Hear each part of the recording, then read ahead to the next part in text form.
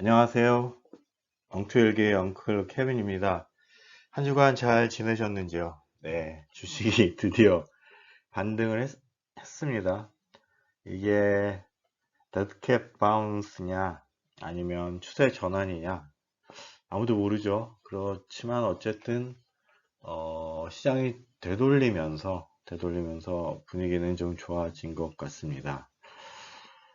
이럴 때 어떤 책을 읽어봐야 될까 하는 생각을 하다가 네, 테슬라를 몰빵으로 들고 있는 관계로 성장주 투자의 고전이라고 할 수 있는 필립 피셔의 위대한 기업에 투자하라 라는 책을 한번 다시 읽어보기로 했습니다. 이 책은 1950년대 쓰여진 책이죠. 58년에 쓰여졌습니다. 처음 사실은 성장주 growth stock이라는 개념을 소개를 했고요. 그 후에 그 추세 추정 투자를 했던 투자의 흐름을 완전히 바꿔 놓았죠. 지난주에 우리가 그레이엄의 가치주 투자에 대한 이야기를 했지만 또한 한편에 성장주 투자에 대한 또 이야기가 있습니다. 테슬라가 성장주죠. 그래서 내가 가지고 있는 주식들, 내가 하려고 하는 투자는 어떤 방향으로 진행되는 것이 좋을까? 이런 생각을 해봤습니다. 그의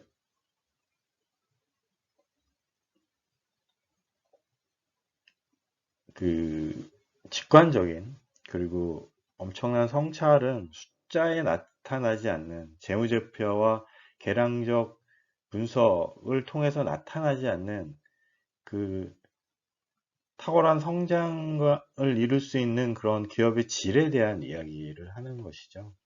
거기에 대해서 이야기해 보도록 하겠습니다. 물론 스스로 공부하고 준비를 해야 되겠지만 결국은 좋은 때를 만나야 된다라는 그런 의미에서 필립 피셔는 이 책의 제일 마지막에 윌리엄 셰익스피어의 희곡 중에 한마디를 적어놨습니다. 인간사에는 조류라는 게 있어 시류를 잘 붙잡으면 큰 행운으로 이루어질 수 있어. 네, 저와 여러분이 선택한 이 모든 주식들이 시류를 잘 만나서 큰 행운으로 이루어지기를 바라면서 몇 가지 책 속에 있는 내용을 간단히 이야기해 보도록 하겠습니다. 네, 책은 크게 11개 장으로 되어 있고요. 실제로 이제 과거로부터의 단서들, 사실 수십, 이런 이야기들을 하고 있습니다. 이제 기본적으로는 어떤 주식을 살 것인가 하는 기업을 찾는 15가지 포인트에 대한 이야기가 있고요. 그 다음에, 언제 살 것이냐, 타이밍에 대한 이야기에 대한, 좀 새로운 관점. 그 다음에, 언제 팔 것이냐, 어떨 때 팔지 말아야 되냐, 그리고 투자자가 하지 말아야 될 10가지 잘못, 이런 이야기들을 해주고 있습니다. 그의 경험들이 또 이렇게 묻어 있고, 제일 뒤쪽에는 필립 피셔의 딸이 나의 아버지 필립 피셔, 앞쪽에도 또 내가 이 책에서 배운 것 이런 이야기가 있습니다. 58년에 쓰여진 책이긴 하지만 읽으면서 참 대단하다라는 생각을 하게 되는 그런 책이었습니다.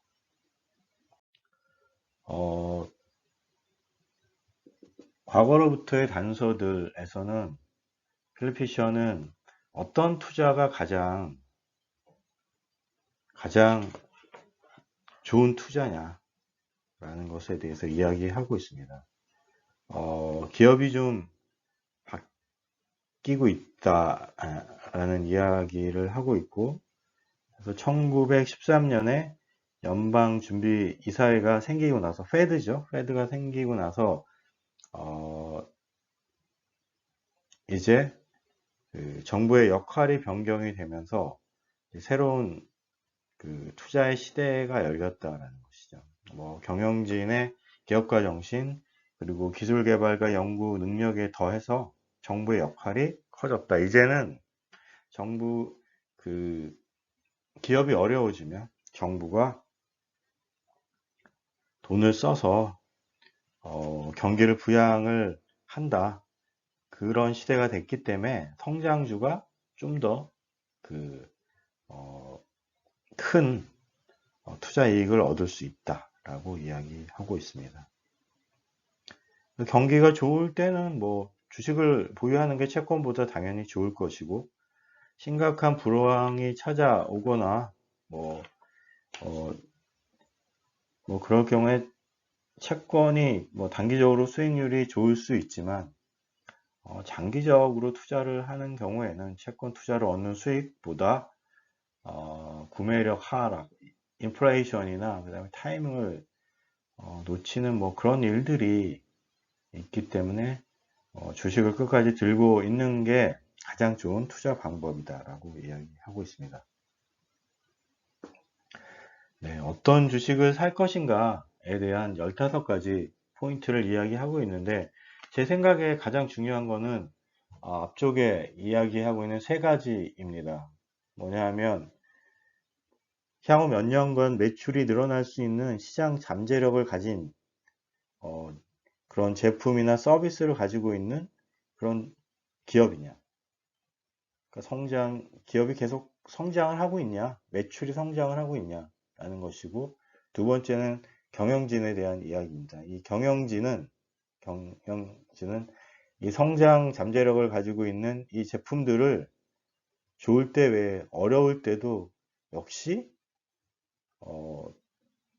뚫고 나갈 수 있는 의지와 능력을 가지고 있냐 하는 것이고, 세 번째는 그 기업이 R&D 능력이 실제로 얼마나 뛰어나냐 하는 것이죠. 넷째는 영업 조직이 어떻냐, 다섯째는 영업이익을 충분히 얻고 있냐, 여섯 번째는 이걸 위해서 무엇을 하고 있냐, 일곱 번째는 돋보이는 노사관계를 가지고 있냐, 여덟 번째는 임원 간의 관계가 유지되고 있냐, 아홉 번째는 두터운 기업 경영진을 가지고 있냐, 열 번째는 원가 분석과 회계 관리 능력이 뛰어나냐, 11번째는 해당 업종에서 특별한 의미를 지니는 사업 부문을 가지고 있냐, 경쟁사에 비해서 얼마나 뛰어나냐,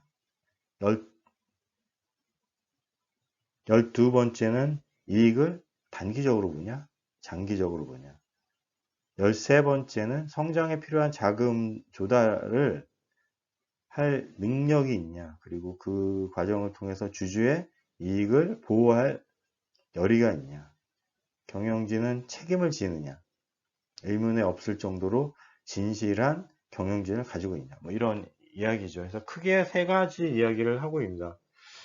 기업이 실제로 지금 성장을 하고 있냐, 그리고 앞으로도 성장을 할 것이냐 하는 게 가장 크고요.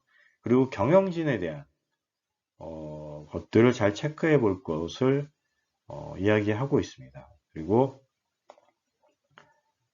연구개발 능력을 가지고 있냐. 여러분 머리에 생각나는 그런 기업들이 있으시면 바로 그 주식을 공부를 하시면 될 것 같습니다. 저의 경우는 테슬라가 과연 여기에 부합한 기업인가, 매출은 현재 늘고 있고, 경영진은 앨런 머스크라는 천재 경영사에 의해서 운영되고 있고, 그가 이끄는 기업의 R&D 능력은 상당히 뛰어나다. 기본적으로 이 기업은 공부해 볼 만하다. 이런 생각을 해봤습니다. 네, 그리고 그 가치 투자와 비교를 해서 우리가 최선의 주식을 선택을 할 수 있으면 저평가된 주식이 정당한 그 대접을 받는 그런 시간 대비 우리가 잘 고른 성장주는 훨씬 더 높은 이익을 가져다 준다. 그래서 가치 투자가 합리적이고 이익을 내는 확실한 투자이긴 하지만 최소의 리스크를 부담하면서 최대의 투자 수익을 얻는 최선의 방법은 아니다. 넘버만 보는 투자는 한계가 있다. 이런 부분을 이야기하면서 성장주 투자에 대한 것들이 중요하다라는 이야기를 하고 있습니다. 그리고 이제 언제 살 것이냐에 대한 이야기를 보면 추세 추정을 하는 경우에는 추세를 따라서 사는 것이죠. 올라갈 때 따라 사고 떨어질 때 적당한 시점에 판다. 가치 투자인 경우에는 그 본연의 가치보다 낮게 떨어졌을 때는 사고 그 가치보다 높게 올라갔을 경우에는 판다라는 것이죠. 그렇지만 성장주인 경우에는 그렇지 않다라는 것이고 이 성장주의 매수 타이밍은 그 성장주 본래의 성격에서 찾아야 된다라는 것이죠. 너무 거시적인 그런 경제 상황만 들여다봐서는 사실은 각 기업을 바라봐야 되는 성장주인 경우에는 타이밍이 맞지 않을 수 있다라는 것이죠. 오히려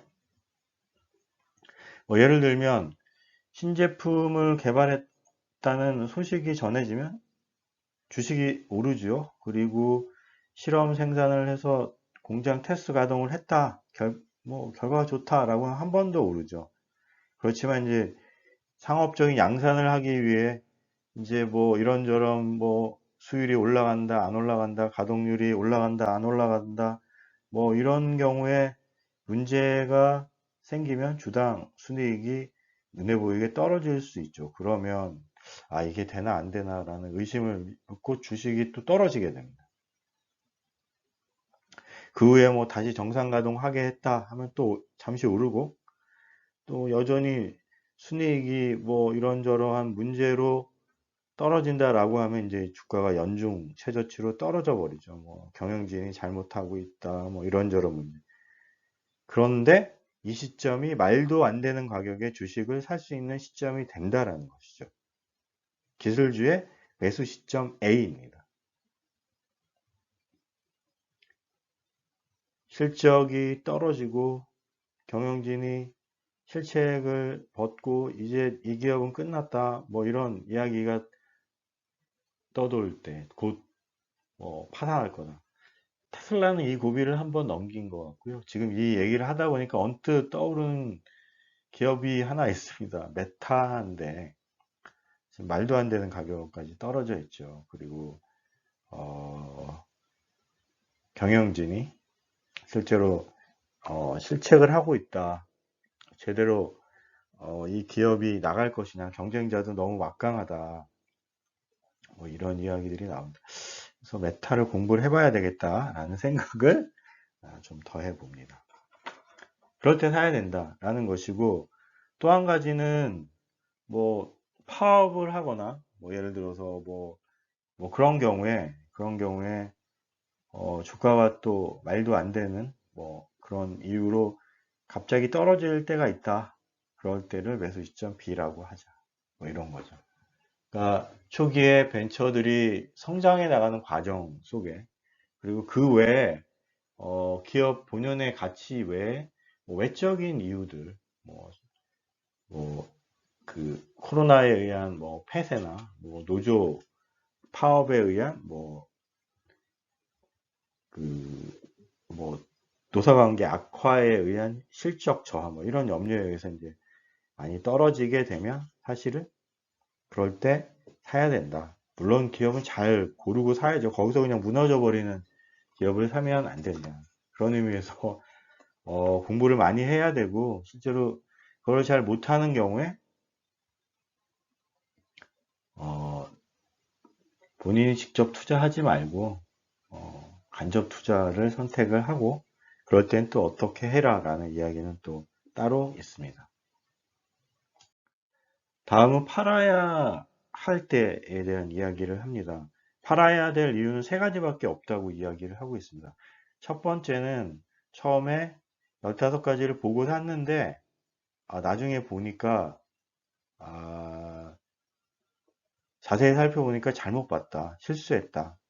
그러면 초기에 그 투자를 바로 돌려라 라는 것이고요. 두 번째는 처음에는 그 15가지 포인트에 충족시킬 만큼 우수한 기업이었는데 이제는 그 중에 몇 가지가 결정적인 것들이 변경이 됐다라고 했을 경우에는 중기적으로 그런 주식은 팔고 다른 좋은 주식으로 변경을 해야 되겠죠.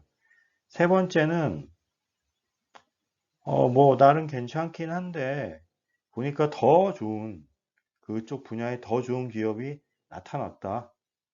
그래서 상대적으로 좀 떨어질 것 같다라고 해서 이제 바깥하는 경우라고 하는데 우리가 처음에 충분히 공부하고 올바른 투자 원칙에 따라서 매입을 했다 하면 사실은 세 번째 이유는 절대 오지 않아야 된다라고 이야기하지만 어쨌든 그런 이유들이 있습니다. 그리고 팔지 않아야 할 때에 대한 것을 또 이야기하고 있습니다. 이거는 약세장이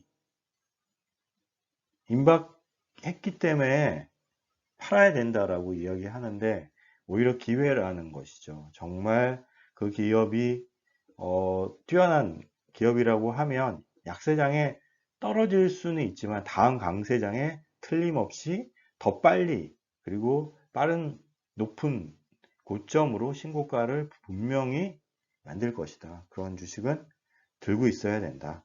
끝까지 들고 있어야 된다라는 것이고요. 그리고 그때 우리가 정말로 엄청나게 큰 이익을 얻을 수 있는 기회를 아깝게 놓쳐버리게 된다라는 것이죠. 그리고 또 다른 경우를 이야기하고 있습니다. 이거는 자신이 보유하고 있는 종목이 너무 많이 올랐을 때 팔게 된다는 것이죠. 단지 너무 많이 올라서 이제는 더 이상 오를 여력이 없다라고 이야기하는데 우리가 정확한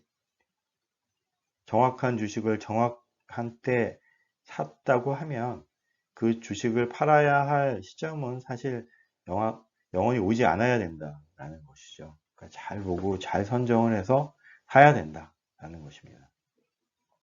이렇게 위대한 기업을 우리가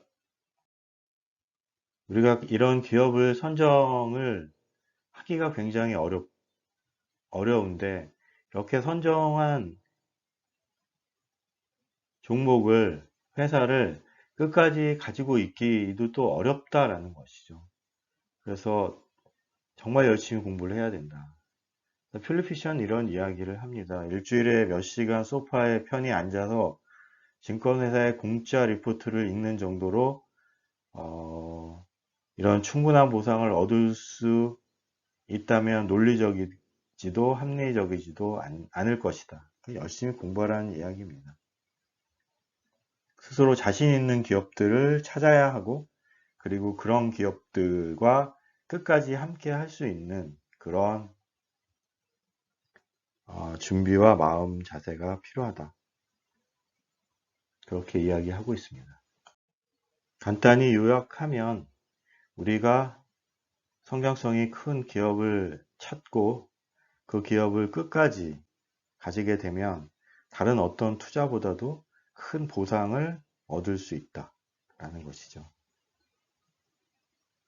어떤 종류를 어떻게 매수하고 언제 매수하고 또 끝까지 견디면서 우리가 처음에 선택했던 그 성격을 유지하는 동안은 절대로 매도해서는 안 된다라는 것이죠.